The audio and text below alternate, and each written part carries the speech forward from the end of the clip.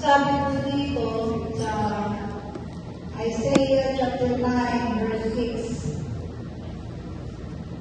Sabi dito, for unto us a child is born, unto us a son is given, and the government will be upon his shoulder, and his name will be called Wonderful Counselor, Mighty God, Everlasting Father, Prince of Peace. Ito po tayo, ang pag-aaralan po natin sa bagay ito ay ang Prince of Peace.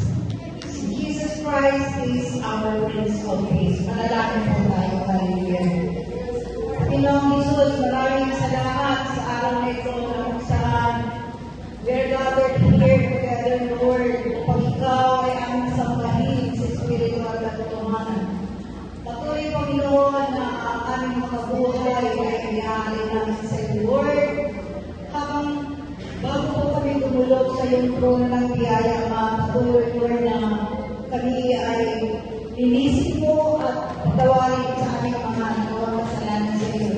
Dahil po namin na ang kasalanan ang dahilan kung bakit hindi ka mapakilos sa aming mga buhay.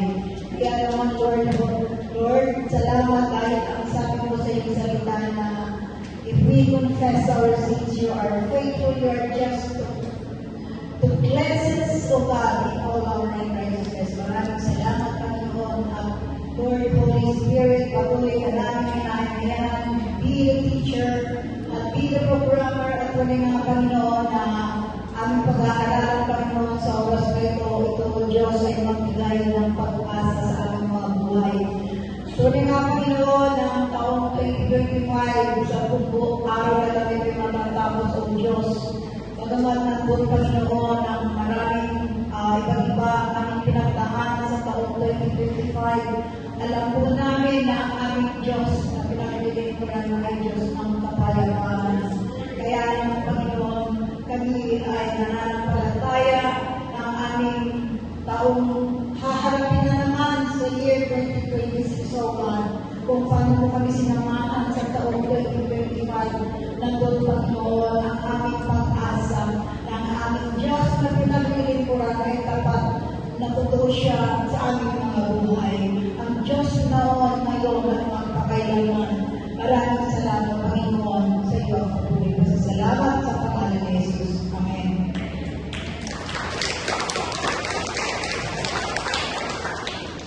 Napili ko po itong ibahagi dahil po alam ko na ang buhay, hindi lang ang ating personal na buhay, maging sa mundo, alam natin na ang mundo ay punong-puno po ng kagugumihan. Maraming gulo ang nangyayari, maraming conflict. Narinig natin sa balita na ang dami-dami na kung pwede lang ayaw ko nang manood ng balita dahil sa mga pangit na balita na nangyayari sa buong mundo. Dito na lang sa ating bansa, alam natin ang mga nangyayari at nakakalungkot po dahil ang ating bansa ay tunay nga na nangangailangan ng panalangin. Maging sa ating mga buhay personally, iba't iba po ang ating mga pinagdaanan.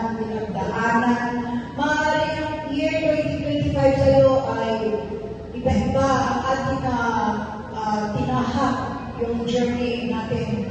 Ay sabi na, it's a year of blessing. Yung iba naman ay talagang siksik-liblig umaapaw ang pagpapala. Yung iba naman ay siksik-liblig naman ang mga pinagdaanan. Maaari ng taong 2025, ikaw ay nawalan ng trabaho, financial problem, ikaw ay nakaranas na ang iyong mahal sa buhay ay nandun na po siya sa piling ng ating Panginoon. At yung iba naman ay maranas ng matinding physically, alam po natin yung sakit karamdaman, iba po ang ating pinagdadaanan. Pero ito po ang masasabi ko po sa inyo that our God, our Father in heaven, He sent His only Son, Jesus, para po tayo ay tubusin at magkaroon ng katayuan. That's why Jesus called the Prince of Peace. Amen. Ano po ang meaning of peace? Ano po ang meaning is Tagalog po ay ang ibig sabihin ng kapayapaan. Alam natin yung word na in Hebrew sa Shalom. Lagi po natin naririnig yun na Jehovah Shalom, our God of peace. Amen. It means more than just the absence of conflict.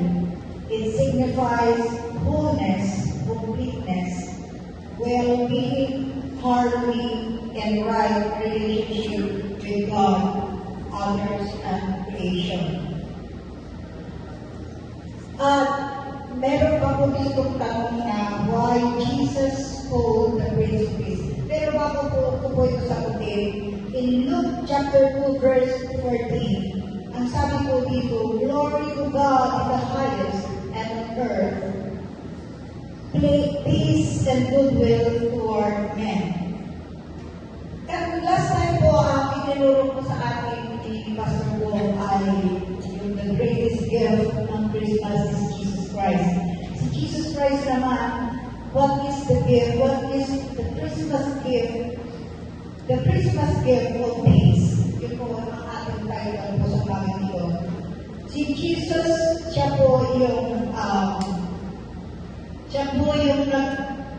nagpunta po siya dito si Papa dito po sa mundo para magbigay po ng kapayapaan sa ating mga buhay. Amen. Why Jesus called the Prince of Peace?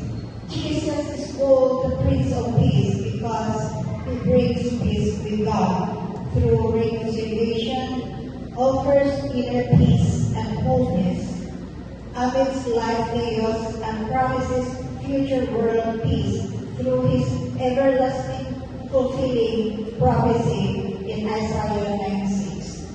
He bridges the gap between humanity and God, calms our fears, and provides spiritual completeness, not just an absence of boundary. Dito po sa ating binasa, may tatlo po tayong pag-aaralan. There are 3 reasons why Jesus called the Prince of Peace. Or, ito po yung 3 kinds of peace. Number 1 po ay peace with God. Peace with God in Romans chapter 5 verse 1. Ang sabi po sa Romans chapter 5 verse 1. Okay nga po yun sa Romans 5. Wala po dito pa daw ng eskulan sa akin.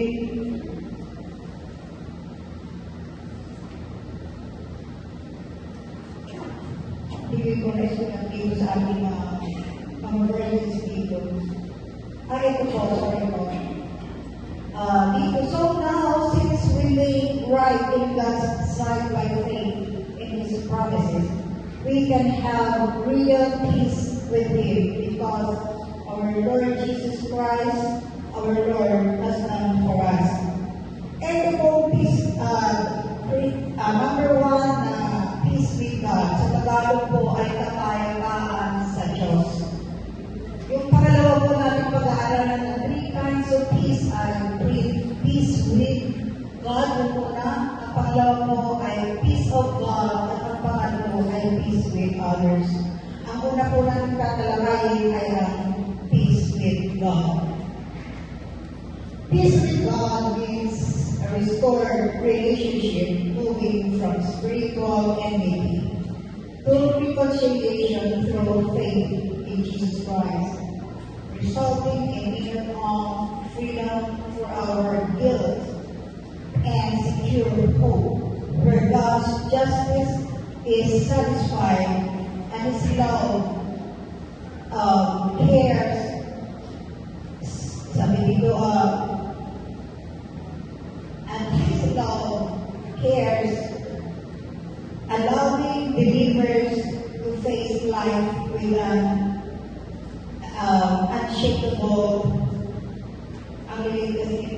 unshakable serenity.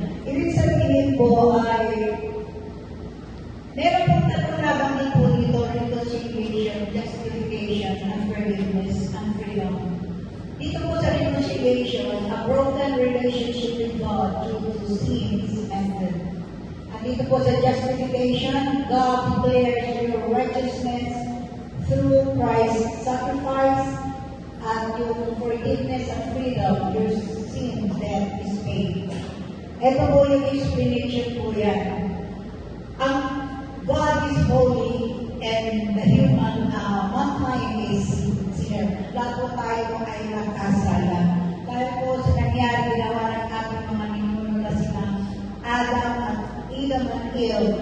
Ang dati po, ang Diyos at ang tao ay kumbaga sa mag-asawa, ano yan sila, mayroong tunay na relasyon sa bawat isa.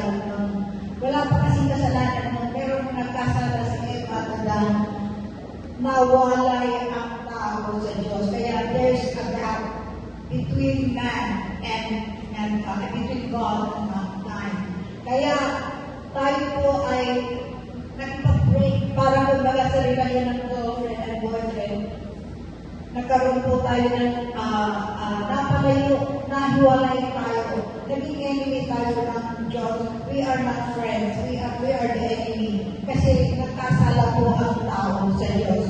Pero dahil sa ginawa ng ating Panginoong Jesus, sabi nga dito sa ating binasa, He bridges the gap between humanity and God. Siya po, dahil sa ginawa niya sa krus ng Kalbaryo, doon po sa krus, tayo po lahat kay tinubos niya. Yung kasalanan, sabi nga niya, forgiveness and freedom, yung ating kasalanan ay napatawad, nagkaroon tayo ng righteousness through Jesus Christ sacrifice. Yun po yung ginawa ng ating Panginoon Jesus doon sa krus ng Kalbaryo. Amen? Tayo tayo nagtutuwa na ang ating mga kasalanan ay tinubos ng ating Panginoon Jesus doon sa krus ng Kalbaryo. Tayo po ang nagkasala dahil sa pag-ibig po niya sa atin, ilako po niya yung kanyang ating mga kasalanan. Para bang yung anak mo, nakapatay siya. At then, dahil na ikaw ang ayaw magdusa yung anak mo, ilako mo na lang yung kasalanan niya. Ikaw na lang ang mapapalusaan, hindi yung anak mo. Pero sa totoo lang, inosente po ang ating Panginoong Jesus. Kaya po, nagkaroon po tayo ng kapayapaan. We have the peace with God. Noon po pinagap natin ang ating sarili, ang ating Panginoong Jesus bilang ating sariling Diyos at tagapagligtas. Nagkaroon na po tayo ngayon ng relation sa ating Panginoon. Amen? At yun din po, by faith po. Kaya, peace with God. We have the peace of God. May kapayapaan tayo sa Panginoon.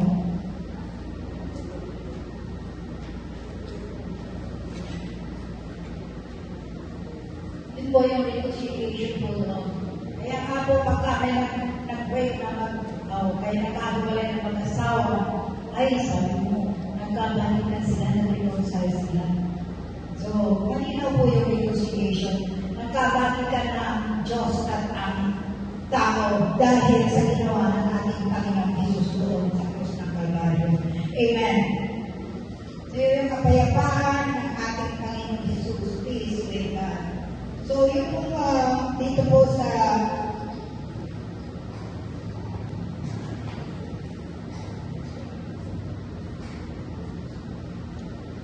ang ating pangalawang pag-aaralan ay peace of God. Kapayapaan ng Panginoon, ng Diyos. Yung una po ay peace with God. Kapayapaan sa Diyos. Yung pangalawa po ay kapayapaan ng Diyos. Ibig sabihin ng kapayapaan ng Diyos, peace of God is emotional peace. Yung una po ay eternal peace. Ito ay spiritual po. At ang pangalawa ay emotional peace. Ito po concerns about ourselves. Yung ating pong sarili. Ang ating buhay, ang ating mga sarili, nung nagkaroon tayo ng kapayapaan sa Diyos, kaya nung tinanggap natin ang ating Panginoon Diyos, na sarili natin Diyos at tagapagligtas, tayo ay nagkaroon naman ngayon ng peace of God. May kapayapaan ka sa iyong katawan, sa iyong buhay. Kasi nandoon na yung relasyon mo sa Panginoon na bagamat ano man ang mangyari, ang mga bagay, sabi nga dito sa peace with ourselves, emotional peace. Dito po sa sabi dito, peace within ourselves. Scientifically, research shows that the spiritual practice of prayer makes us calmer by lowering stress, improving mood, and leads to better heart health. Philippians 4:7. Ang sabi po dito sa Philippians 4:7, but don't be anxious about anything, but in every situation, by prayer and petition with thanksgiving, present your requests to God. And the peace of God which transcends all understanding will guard your hearts and your mind in Christ Jesus. Ito po sa peace of God. Nung tinanggap natin ang ating lagi po itong na kasi yung number one is peace with God. Konektado po ito dito sa peace of God. Yung ating relasyon sa Panginoon, nung tinanggap natin ang ating Panginoon, isubin ang ating sariling Diyos at tagapagligtas, nanahan sa atin ang banal na Espiritu Santo. And if the Holy Spirit is within us, this body is the temple of the Holy Ghost. Kung ito po ay templo ng Diyos, anong gagawin mo sa katawan ito? Di po ba ito ay inaalagaan, ito ay pinamahal, dahil sino bang pinamahalagan muna? Di po ba yung mahal mo sa buhay? Alam mo naman na yung, siyempre unahin mo talaga yung mahal mo, na pag lagi mo siyang naalala na bibigyan mo ganito, bibigyan mo ng ganito. Kaya yung ating sarili, this is the temple of the Holy Ghost. And if this is the temple of the Holy Ghost, hindi ito dapat nilalagyan ng mga trash, ng mga basura. Ano po yung mga basura sa ating mga buhay? Ito po yung mga unforgiving spirit, at ito po yung mga bitterness, yung mga hurts, yung grudges, yung hinanakit, yung mapakit na mga karanasan mo na ilang taon na ang nakaraan, dekada na yata, pero hanggang ngayon ay sarili mo pa at hindi ka makamumukan. Diba sabi, hindi nga ang hirap makamumukan. Pero ang hirap makamumukan, pero sa Diyos, madali, walang imposible, walang mahirap sa ating Panginoon. Amen. Hindi po ba, may kausap po ba ako para kaya kayo naniniwala sa akin? Praise God. Amen. Ang inner peace, sabi dito ay,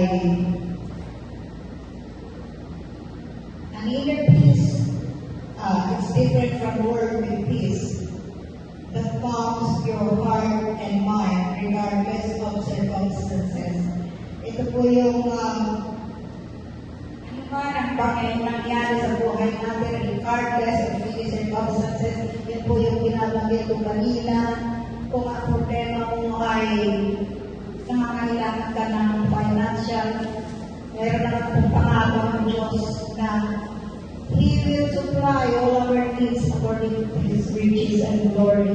Kung kailangan mo naman may kagalingan, ang ating Diyos, He is our Jehovah Rapha, our God who heals us.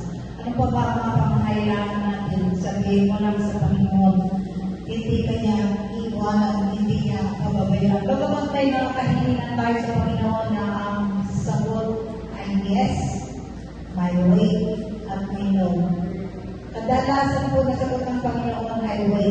Pag sinabi po way, mayroong mas magandang plano ang Panginoon para sa ating mga buhay. God has peace for every problem, and you don't need to worry about anything. Kaya po ito kanina nasabi ko, tribulation, fear,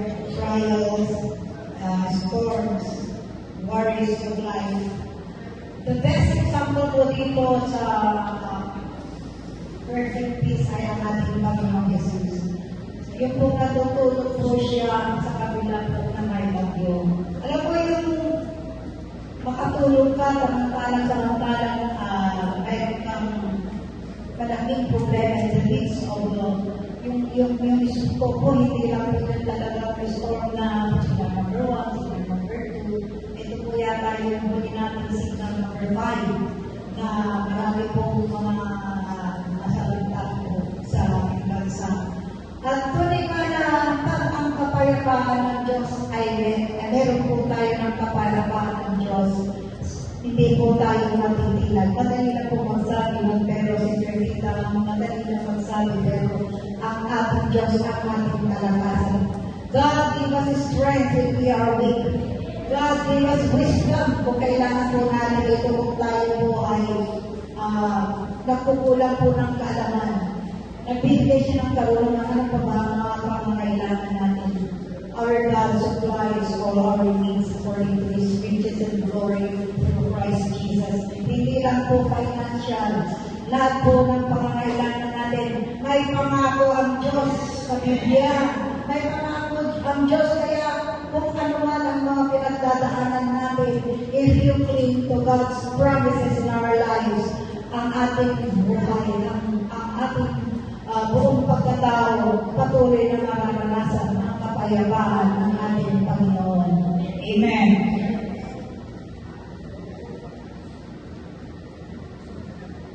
At ito po ay surrender your life to God.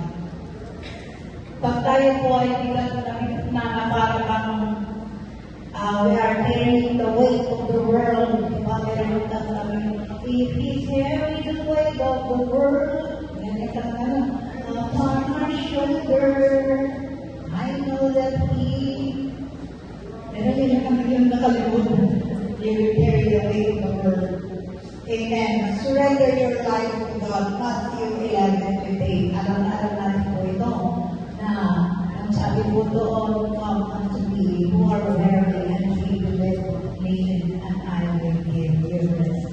Bibigyan tayo ng Diyos ng kapahingan pag tayo sa ay nabibigatan. Amen?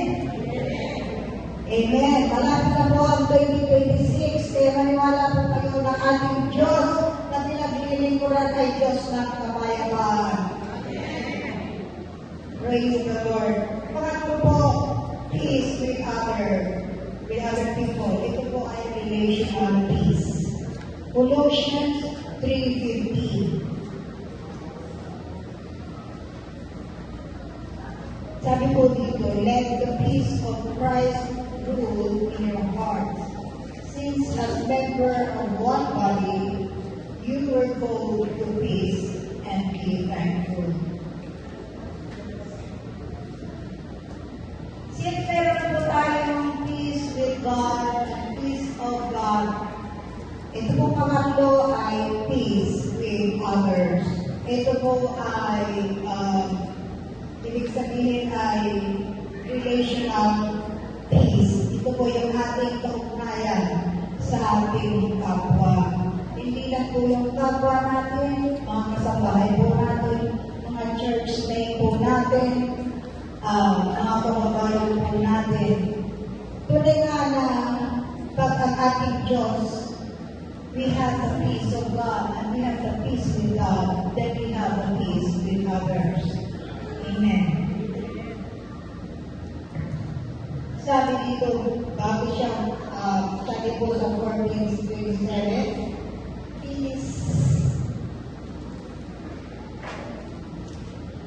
Peace I live with you, my peace I give you. I do not give to you on the world what as the world gives. Is not your heart. Let not your heart. Let your heart be troubled and do not be afraid.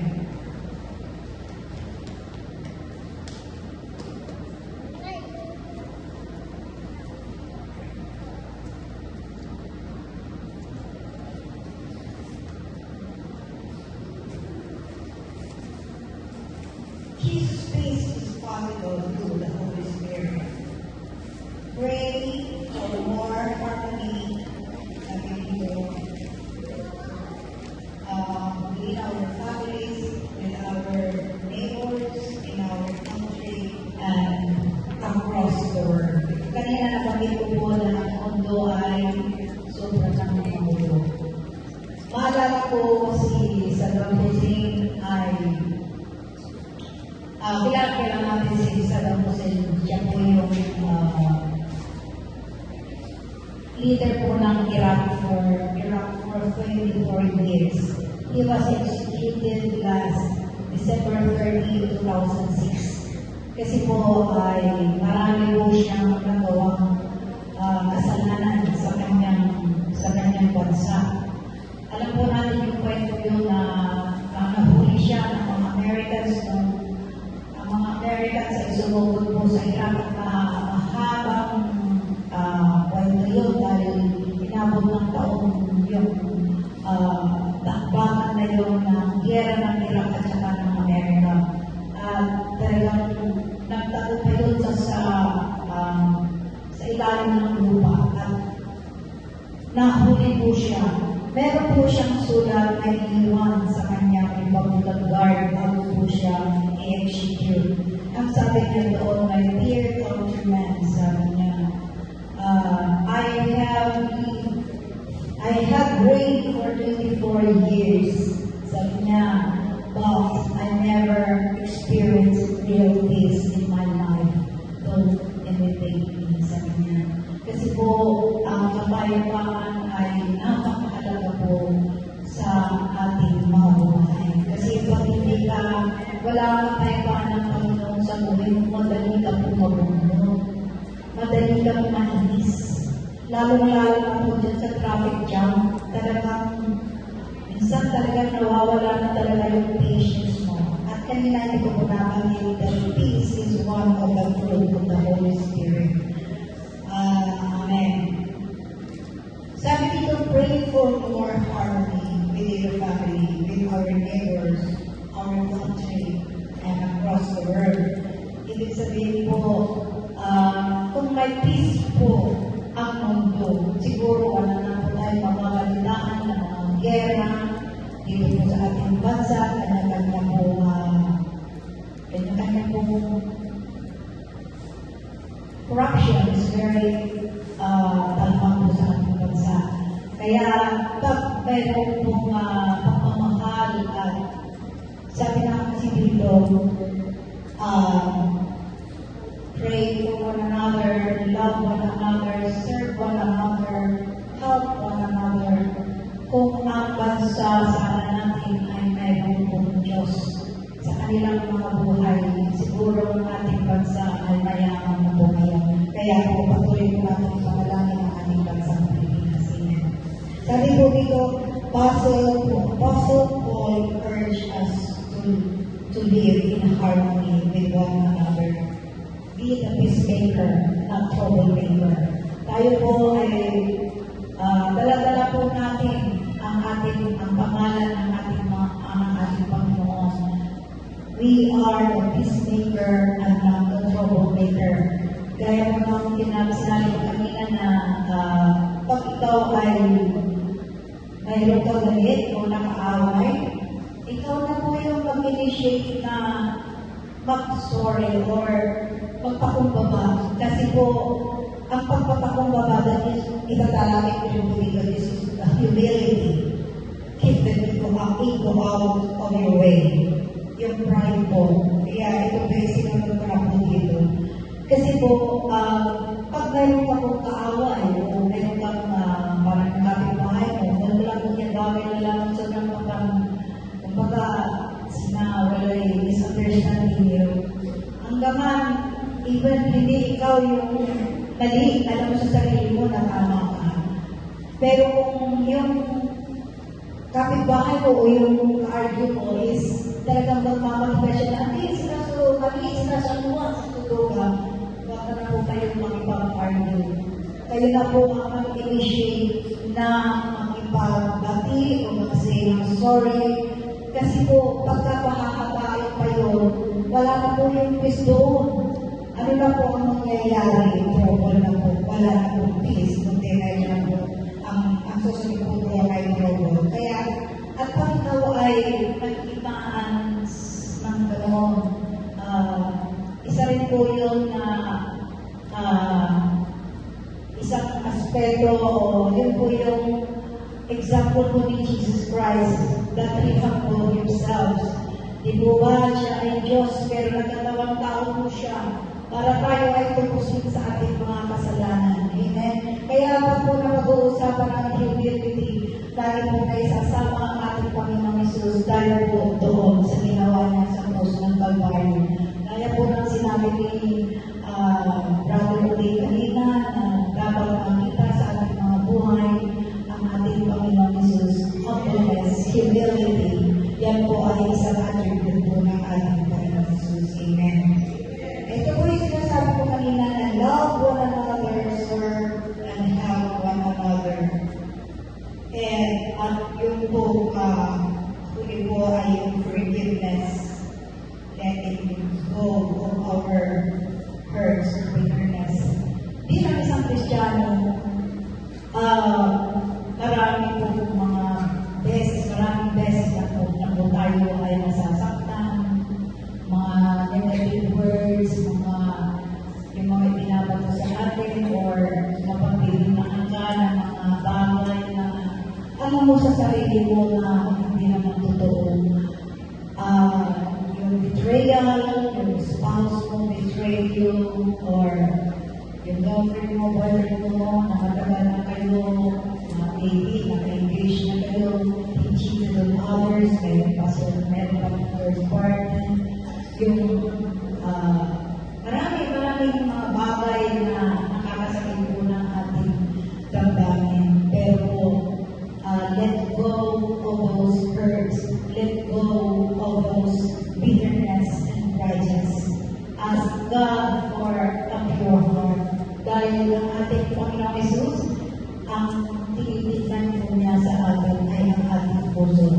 So, pag ginawa po natin yung nagkakaroon po tayo ng kapayapaan sa ating mga kapwa. At paging dito sa loob ng simbahan, hindi po yung papaningan po, hindi po. Nagtutulungan kung kailangan po yung ating sister or brother na tulong o tinupo na tayo sa ating mga kamalian. Huwag po tayong bago tayo kasi yung pagtuturo po yung tulong tayo sa mga. Pero kasi yung nagtitinda ka tapos meron silang komento, hindi naman sasabihin naman ito yung paninda mo, take it as positive, hindi po take it as negative. Kasi po, yun po tayo, doon po tayo lalago sa ating mga corrections, even doon tayo lalago at magagamit ng Panginoon mighty and effectively sa pasan niya. Lalo na po ba tayo ginagamit ng ating Panginoon sa loob ng kanyang simbahan. Lahat naman po tayo ay nakakamali walang perfecto. Kaya tayo po ay magpanalaginan, tayo po ay magmahalan, tayo po ay magtulungan para sa kakunlago ng ating simbahan, ng ating bansa, ng ating community, ng ating baryo, at tunay na maghahari ng kapayapaan ng Panginoon sa ating mga buhay. Results of the peace, a secure, hopeful future. Number 2, inner strength to face challenges, a deeper and growing relationship with God. Yung sinasabi ko na lalago po tayo, lalalim po tayo sa ating relasyon sa Panginoon. Dahil ang nais po ng Panginoon sa ating mga buhay, may mga pagdadaanan po tayo, pero ang nais ng Panginoon tayo ay magpatuloy sa Kanya hanggang sa ulit sa balik ng ating hinao sa ulit pagbabalik ng ating Panginoon Jesus. Maraming salamat po ito. Merry